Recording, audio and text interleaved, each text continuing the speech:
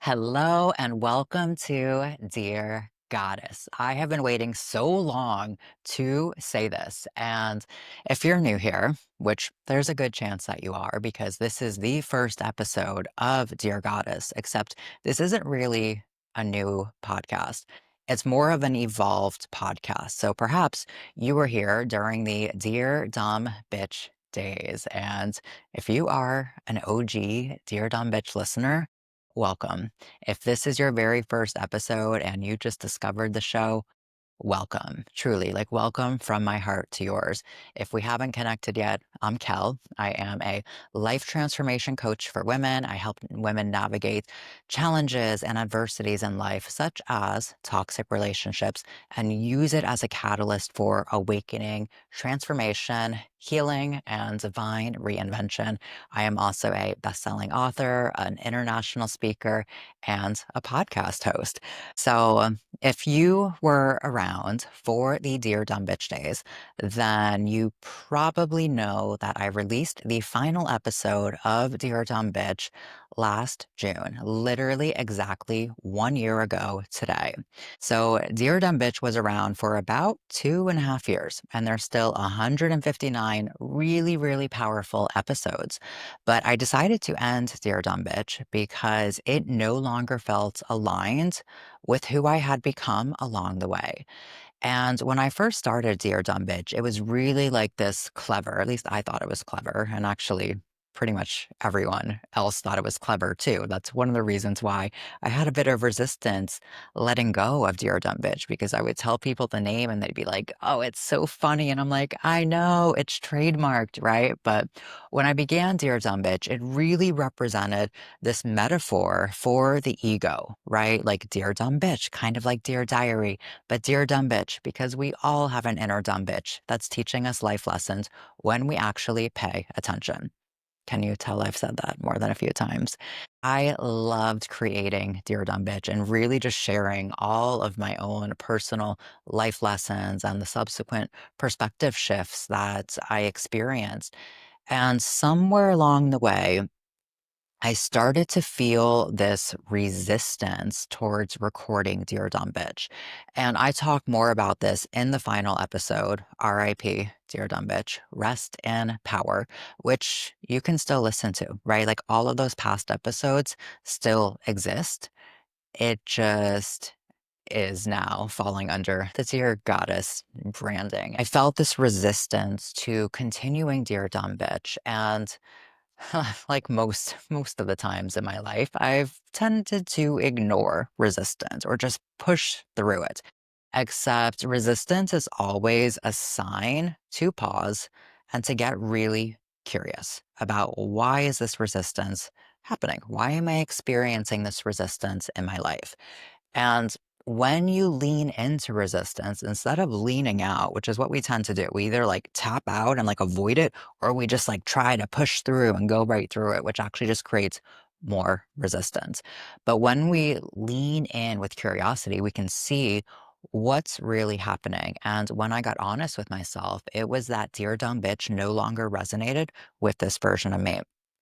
And I made the decision to end the show, which was simultaneously one of the easiest decisions and hardest decisions to make, which is kind of how I have felt about most major life decisions. For example, leaving the marriage I was in. So, if you aren't familiar with me, my journey really began when I made the decision to leave an emotionally abusive and toxic as fuck marriage and restart my life in every possible way. That was like my on ramp to this journey of self love and self discovery, of healing and spirituality.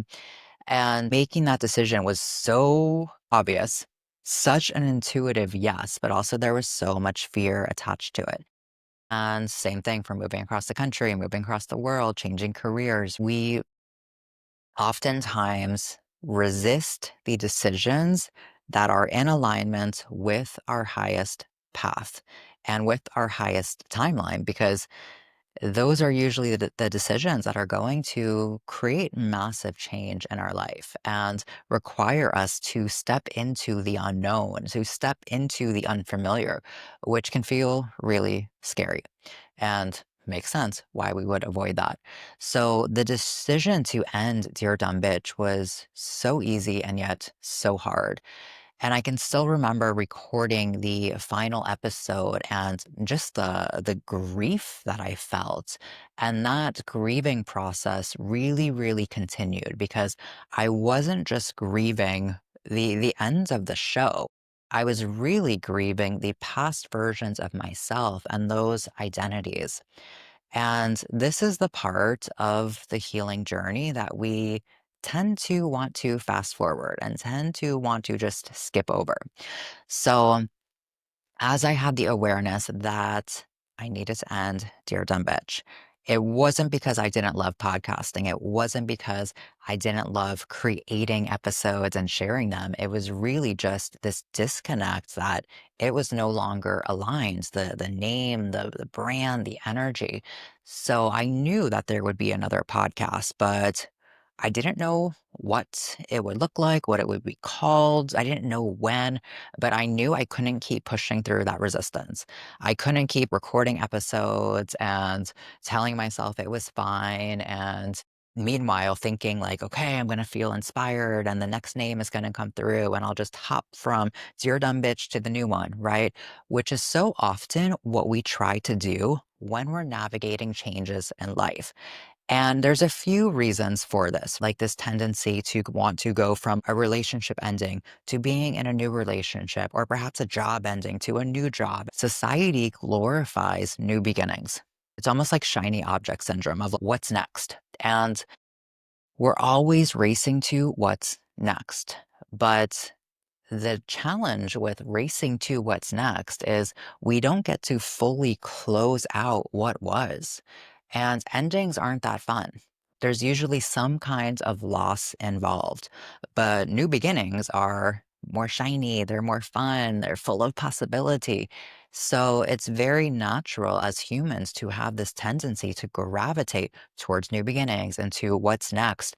But this is something that's not talked about enough in the healing and self-help world. I don't really love that terminology, self-help. I feel like it's just overused and self-help. What does that even mean? Like we're helping ourselves, sure, but this journey of transformation, this journey of healing is something that's not talked about enough is the messy middle, the space in between. And I'll probably record an entire episode dedicated to this conversation, but there is this space in between an ending and a new beginning as we are navigating changes in our life.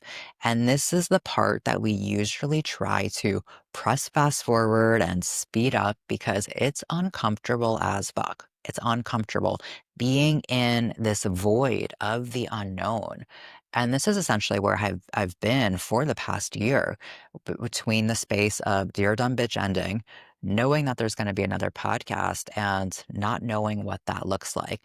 And it was really so much more than just the podcast. It was really about these versions of myself. It was about letting go of that identity, which doesn't just happen the day that you and something. That space in between, that void in between is important for integration. And integration is really where you make the shifts and changes in your life. And it requires you to really be able to hold yourself in that space of the unknown and to grieve and fully let go of what was. Let me tell you, some of the deepest grief I've felt in my life is grieving past versions of myself. It's grieving futures that I thought I would have. It's grieving letting go of things that I thought I once wanted. And being able to hold yourself in the space to really grieve who you were is what allows you to become who you're meant to be, which is who you already are. This is not a journey of becoming anyone else. It's really a journey of unbecoming all that you are so that you can become more of who you already are. It's a bit of a conundrum, right? When you think about it, it's like, wait, I'm not actually becoming anyone else. no, you're not actually becoming anyone else. I used to approach this journey of self love and healing and manifestation as like becoming my best self. And I used to think it was like becoming this better version of me. And I was putting this version of myself on a pedestal, making her better than me. And my journey and my healing always had this energy of trying to be better and trying to fix myself, which was really just reinforcing the underlying wounding and subconscious patterns and programs that I was actually trying to shift, but I was just looping. Again, this could be another episode because it's one of the reasons why we get stuck on this journey. We're not really stuck, but we feel stuck because we're just looping and we're trying to fix ourselves rather than actually embracing who we are, remembering it's not about becoming anyone else. It's about letting go of all that we are not.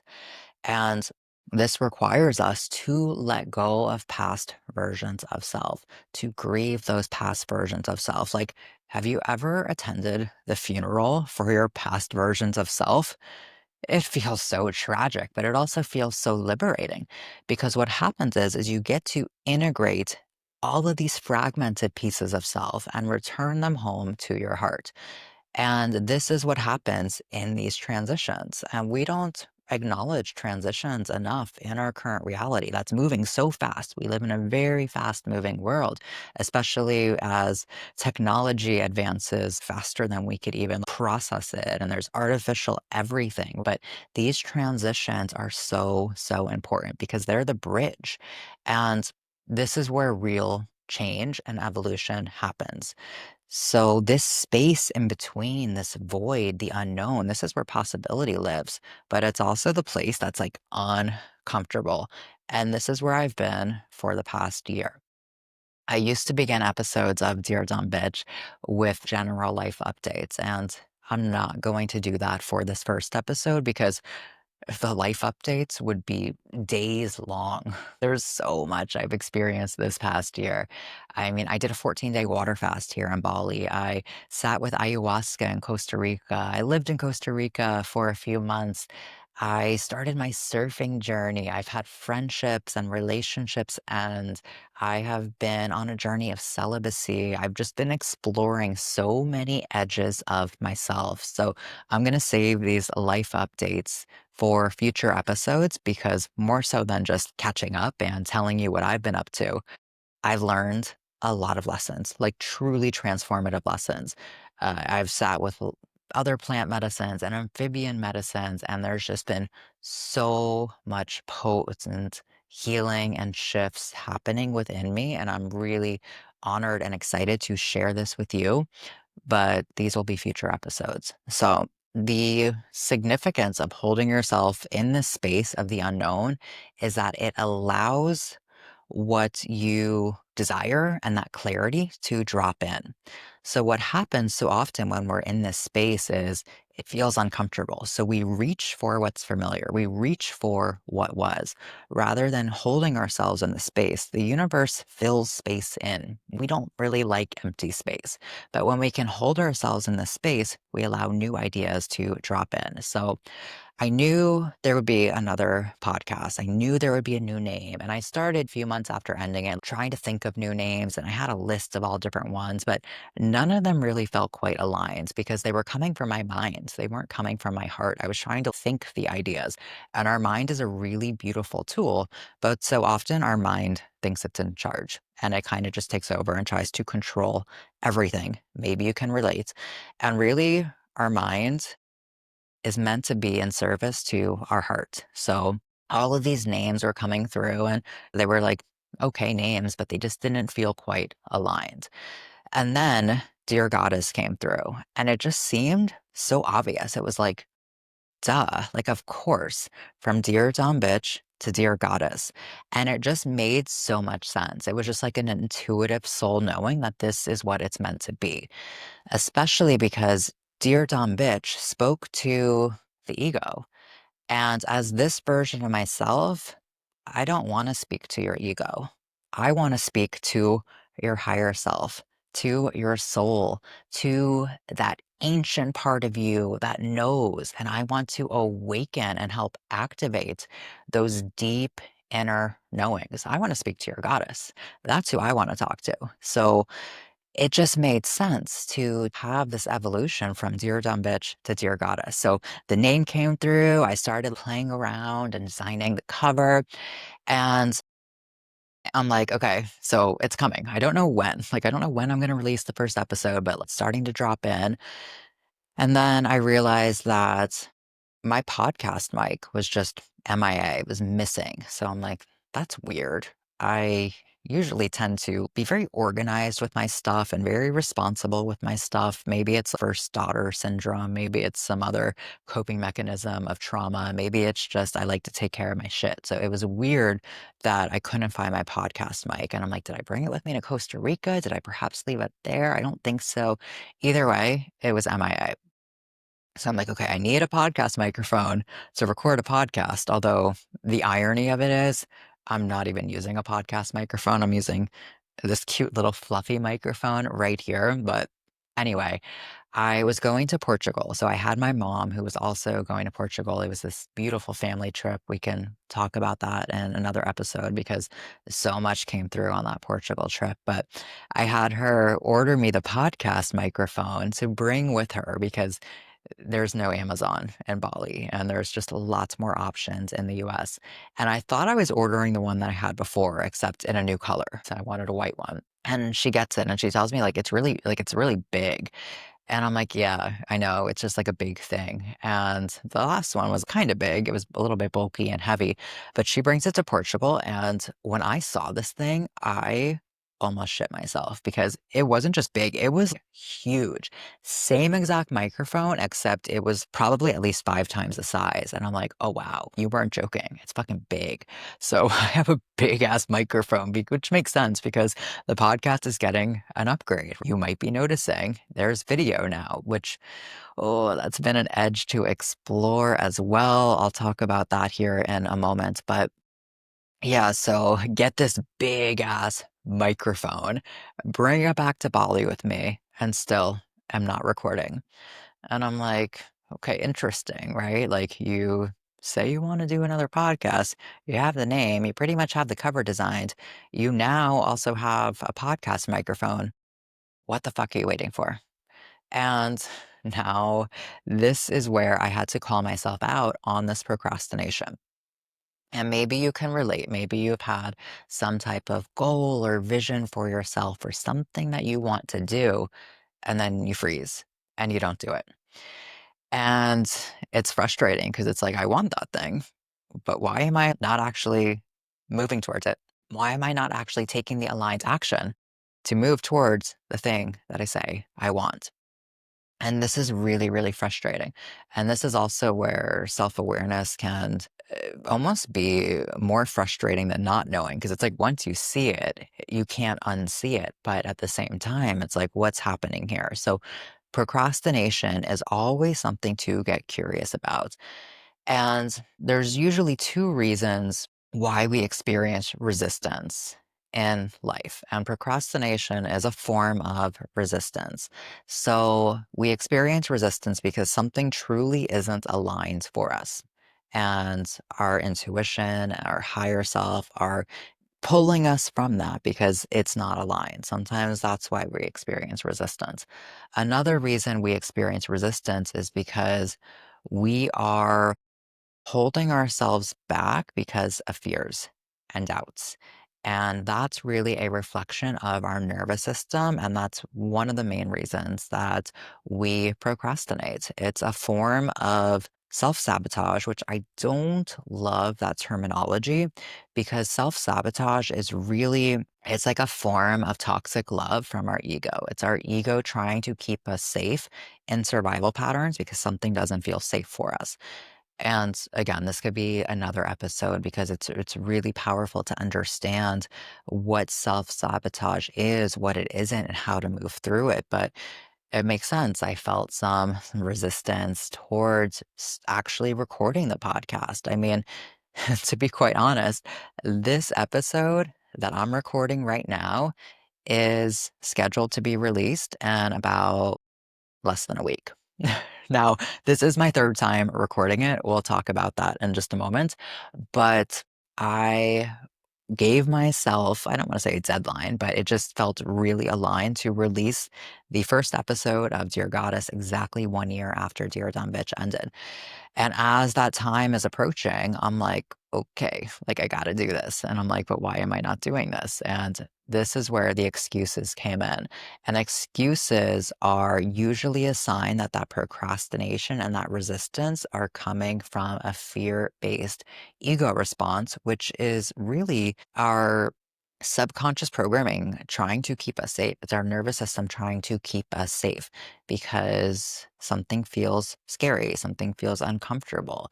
And our nervous system does not care about our goals, hopes, dreams, desires. The vision board doesn't give a shit. It cares about survival. So if there's anything that feels uncomfortable, then it's going to be in a state where you are trying to protect yourself.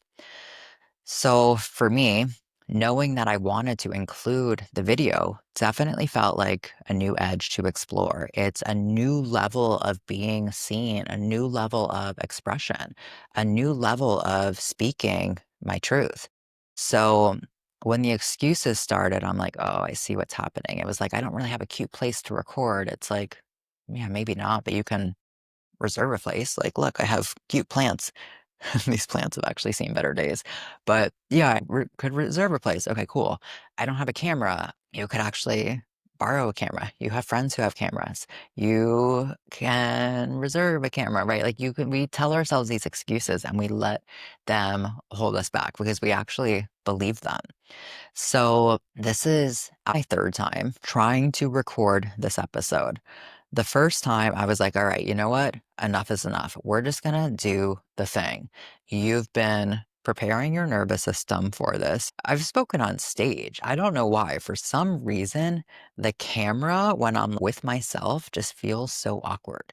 When I am recording episodes with guests or being a guest on another show, it feels so natural. But for some reason, this one to one, I create so much pressure for myself still. And this is related to patterns of perfectionism, which I identify as a recovering perfectionist with some occasional relapse. And I create a lot of pressure for myself. I had this idea of like, oh, it needs to be perfect and I need to like say all the right things. And it was like, no, you don't. People don't want you to be perfect. People want you to be real, which is something that I have been really untangling within my subconscious and within my nervous system for most of this lifetime. So reserve the recording space. I'm like, you know what? I don't have a 4K camera. I'll get that camera when I go back to the US in a couple months to visit family. We're just going to do it. We're going to let it be good enough. Reserve the recording space. I show up and I'm like ready. And this was about a week ago. And they tell me they made a mistake and they had me in the meeting room. And I look at the meeting room and I'm like, yeah, I cannot record in the meeting room. It was like open glass walls. It wasn't soundproof. And I'm like, this isn't going to work. So reschedule. And it's interesting because a past version of myself would have been like, is that a sign? Is that a sign I'm not meant to record the podcast? And we are meaning making machines. We're always looking to give meaning to things, and ultimately, everything is neutral. So, why do we give meanings to things that don't actually serve and support us?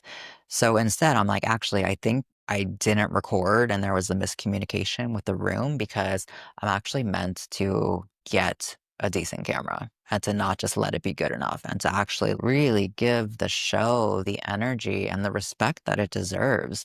So I was chatting with a friend and she's like, I have a camera. You could use it. I'll set it up for you. And I'm like, oh my goodness, like what an actual angel. And she comes to the space, sets it up for me. And I record it. And when I tell you, I turned into like a robot. I don't even know how to explain it. I felt so nervous. I felt so disconnected from my body. I was like reading my notes that I had written because I love writing. I wrote a book, right? And my writing, when I want to outline something, it turns into just like writing. So I realized like I was just reading it and I felt like I wasn't even expressing what I wanted to say. But afterwards, I was like, you know what? It's good. Like, it's good enough. Like, love yourself enough to suck at something. Love yourself enough to be a beginner at something and to know that you have to actually show up and practice to improve and get better at something. What a concept. I know. It's like when I started surfing, that really allowed me to just embody and heal those patterns on deeper level related to this fear of failure and the deep-rooted perfectionism. But you have to actually show up for something in order to get better at it. And it's like, can you hold yourself in that discomfort of, oh, maybe it's not as good as I want it to be, but I did it and I showed up and I'm celebrating myself. So I was celebrating myself for that. And then I went to upload the videos into the editing platform. And for some reason, the video split into 2 clips. My friend was like, "Did you press stop and restart it?" I'm like, "No, I did not touch it. In fact, I don't even really know how to work this." And she's like, "Oh, that's weird, but, like, it seems like it's all there."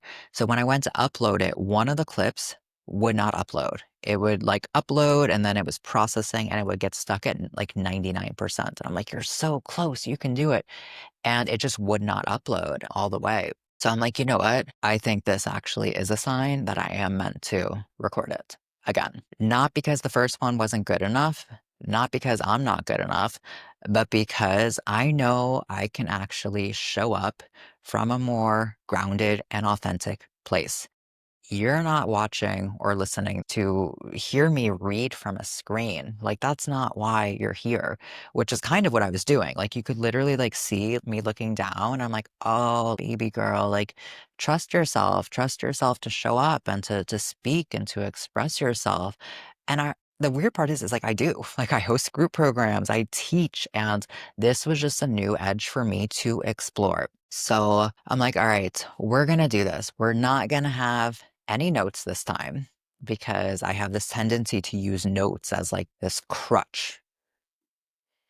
And I just turn into this robot. Literally, like, wait till you see the bloopers from my first attempt at recording. I'm like, what are these things? Hands, arms? What do I do with them? I felt so disconnected from my body.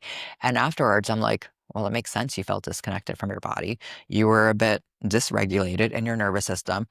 You didn't do any practices before to actually drop into your body, to shift out of your mind. So, of course, you felt disconnected, and that's okay. So I'm like, all right, we're going to do it again. Third time is a fucking charm. So here we are. Okay. So what can you expect in Dear Goddess? I have no fucking idea. We shall find out. No, you can expect realness, rawness, authenticity.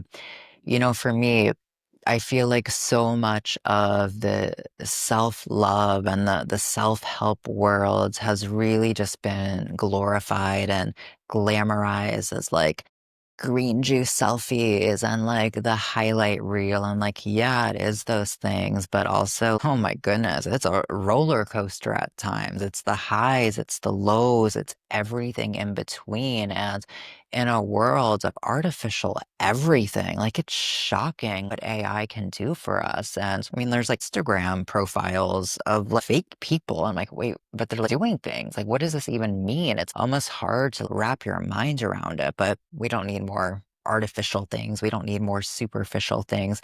We don't need to pretend like everything is roses and rainbows and butterflies. And sometimes it is, and we'll have those moments. But we're also going to talk about the realness and the reality of being on this journey because sometimes shit is deep and sometimes shit feels challenging and sometimes it feels really lonely as you're moving through changes and perhaps the people around you are not. And I'll tell you what, like just 2 days ago, I'm like going through this another layer of ego death. And this isn't about trying to kill your ego. We'll talk about that in a future episode. But as we are releasing parts of self, it could be intense. So this is really where we just get to have real conversations. And there's going to be guests as well who are going to share such incredible insight and wisdom with you. But this is about where we just get to have real, honest, authentic, heart to heart conversations from my soul to yours.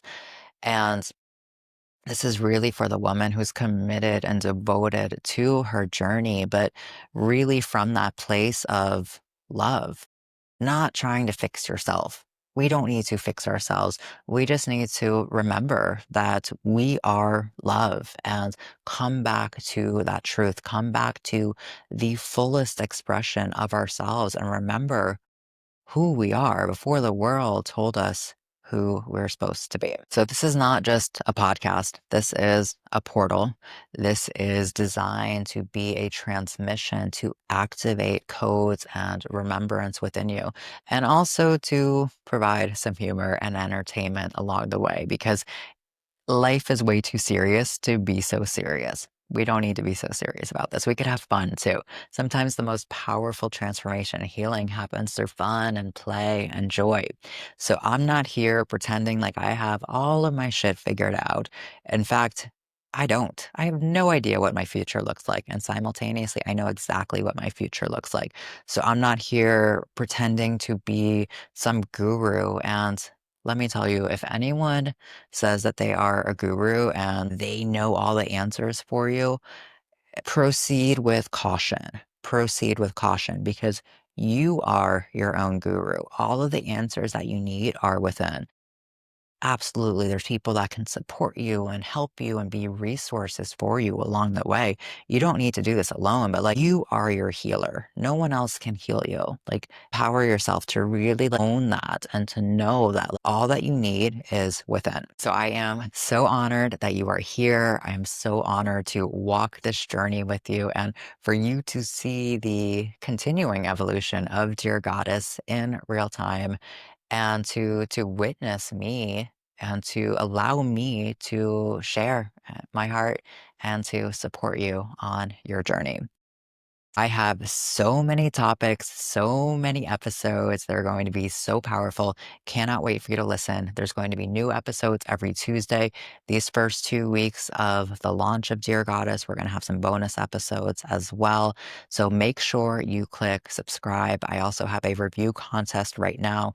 Leave a review of the show, take a screenshot of it, share it in your Instagram, tag me in your story so that way I can see it. If you don't have Instagram, you can email it to me and I will gift you masterclass of your choice. And I'm also going to select two winners to receive a free 60-minute coaching session with me, or perhaps a somatic healing session with me.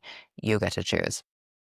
So that's the review contest. Also, for every episode of Dear Dumb Bitch, I shared journal prompts.